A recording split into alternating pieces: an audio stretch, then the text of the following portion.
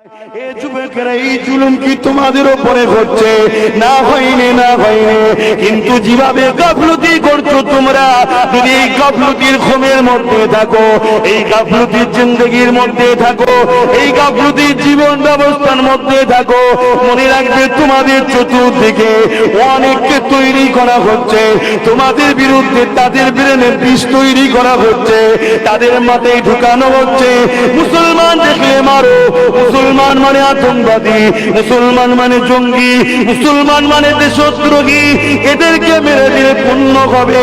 যেমন সাপ দেখলে তুমি আমি বিষধর বলে মারি, ওই রকম তোমাদের পিছনে কোটি কোটি টাকা খরচ করে ক্ষমতাশালী শাসকেরা তাদের আড়ালেতে, তাদের আন্ডারেতে, তাদের ছায়া তলেতে এই জঙ্গি সন্ত্রাস তৈরি করা হচ্ছে, যারা আগামী দিন তোমাদের পেটিদের ওপরে, তোমাদের বোনেদের ওপরে, তোমাদের বাচ্চাদের ওপরে তারা হিংস্র পশুর ন্যায় ঝাঁপিয়ে পড়বে, যে ঝাঁপানোতে তোমাদের পেটিগুলোর চোখ চলে যাবে।